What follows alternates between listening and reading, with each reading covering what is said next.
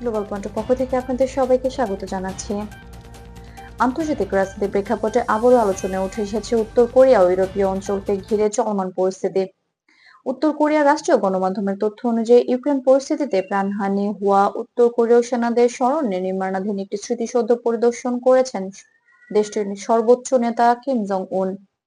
প্রতিবেদনে বলা হয়েছে, এ সময় তার সঙ্গে ছিলেন স্ত্রী রি সল জু এবং দলের শীর্ষ পর্যায়ের কর্মকর্তারা। কিম জং উন সেখানে গাছ লাগানোর কর্মসূচিতে অংশ নেন এবং স্মৃতিসৌধের নির্মাণ কাজ সরেজমিনে তদারকি করেন। রাষ্ট্রীয় প্রচার মাধ্যমে প্রকাশিত ছবিতে এই কর্মসূচির বিভিন্ন দৃশ্য তুলে ধরা হয়। এই পরিদর্শনের সময় কিম জং উন স্মরণ করা ব্যক্তিদের নির্ভীক আত্মত্যাগকারী বীর হিসেবে উল্লেখ করেন। উত্তর কোরিয়ার রাষ্ট্রীয় ভাষ্যে বলা হয়, তারা দেশের আদর্শিক অবস্থান ও আন্তর্জাতিক বন্ধুত্বের প্রতি আনুগত্য প্রকাশ করেছেন। তবে আন্তর্জাতিক সংবাদ মাধ্যমগুলো এ বিষয়ে একটি গুরুত্বপূর্ণ বিষয় স্পষ্ট করে তুলে ধরেছে। রয়টার্স, বিবিসি এবং অ্যাসোসিয়েটেড প্রেস জানিয়েছে, ইউক্রেন পরিস্থিতিতে উত্তর কোরিয়ার সেনাদের সরাসরি অংশগ্রহণ বা প্রাণহানির বিষয়ে এখন পর্যন্ত কোনো স্বাধীনভাবে যাচাইকৃত তথ্য পাওয়া যায়নি।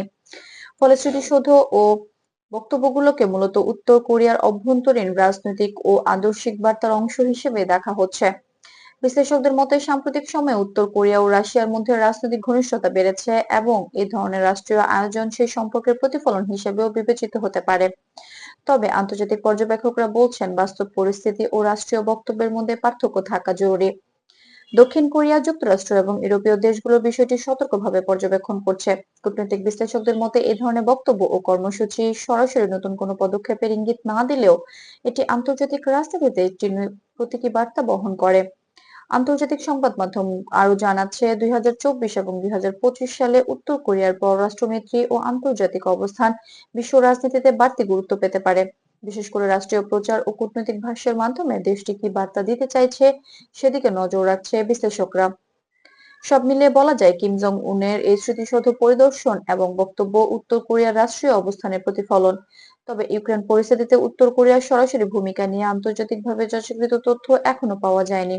ফলে বিষয়টি নিয়ে আলোচনা চলমান এবং আন্তর্জাতিক সম্প্রদায় নির্ভরযোগ্য তথ্যের ভিত্তিতে পরিস্থিতি মূল্যায়ন করছে।